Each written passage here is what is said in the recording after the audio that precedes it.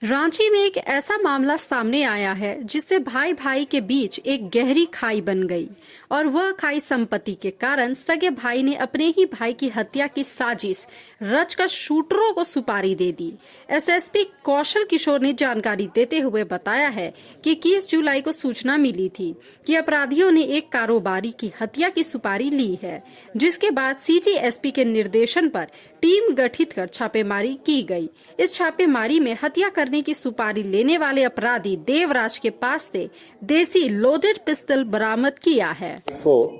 हम लोगों को सुबह में एक इस प्रकार की सूचना प्राप्त हुई कि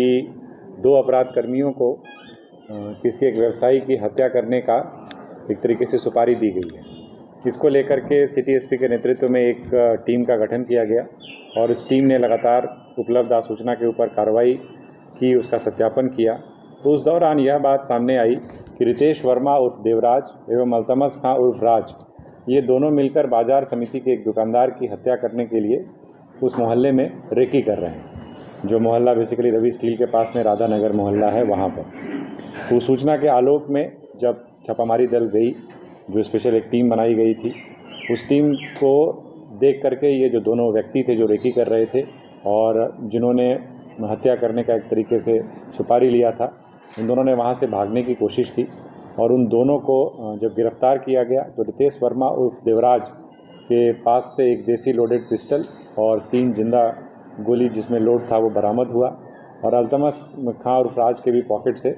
जो है 2 जिंदा गोली बरामद किया गया। इन दोनों की गिरफ्तारी की गई और जब इन दोनों से पूछताछ की गई, पूछताछ के दौरान यह बात सामने आई कि जिनके विरुद्ध बेसिकली इनको सुपारी दी गई थी, जिनकी हत्या बेसिकली इनके द्वारा की जानी थी, तो उसमें जो मुख्य किरदार है, जिन्होंने इनको बेसिकली सुपारी दी थी या इस पूरे के पूरे षड्यंत्र का जिसने जो प्लानिंग किया था, वो उसका अपना भाई है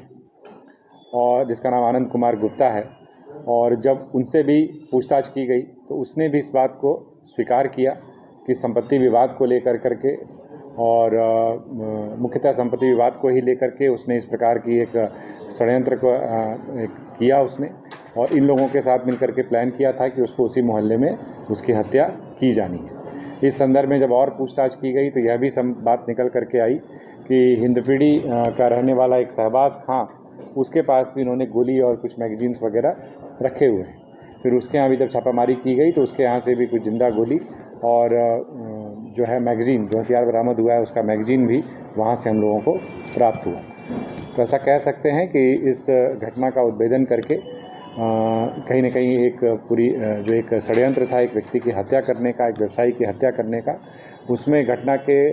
घटित होने से पूर्व ही रांची पुलिस के द्वारा त्वरित कार्रवाई की गई, प्रोएक्टिव कार्रवाई की गई, जिससे कि एक व्यक्ति की जान भी बचाई जा सकी और एक पूरे आपराधिक षड्यंत्र का पर्दाफाश भी किया जा सका। इसमें जो एक व्यक्ति है रितेश वर्मा और देवराज का, उसकी क्रिमिनल हिस्ट्री भी रही है और पहले भी वो 5 मामलों में, जिसमें कि रंगदारी के मामले हैं, आर्म्स एक्ट के मामले हैं, लूट के मामले हैं, उन मामलों में वो पहले भी जेल जा चुका है। अल्तमस खां उर्फ राज भी 2015 में एक धोखाधड़ी के मामले में जेल जा चुका है। तो इस प्रकार से ऐसा कह सकते हैं कि इसमें से जो 2 लोग हैं उनका तो स्पष्ट तौर पर आपराधिक इतिहास है, बाकी लोगों का आपराधिक इतिहास निकाला जा रहा है। कितने में सुपारी तय हुई थी? देखिए, सुपारी की जो बात की गई थी वो 3 लाख रुपए की बात की गई थी, जिसमें कुछ पैसे का भुगतान हुआ था और बाकी पैसे का भुगतान अभी किया जाना था। साथ ही साथ एक 4 व्हीलर गाड़ी देने की भी बात इसमें की गई। पुलिस की ये बड़ी कामयाबी माने एक तरह से। देखिए, कई बार घटना घटित होती है, उसके बाद पुलिस के द्वारा कार्रवाई की जाती है, लेकिन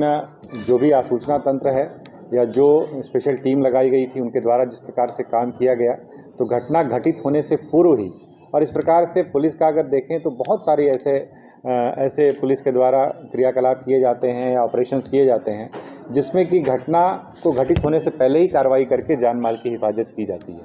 तो आप ऐसा कह सकते हैं कि यही उसी दिशा में यह एक प्रयास है और लगातार रांची पुलिस का यह प्रयास रहेगा, एक एंडेवर रहेगा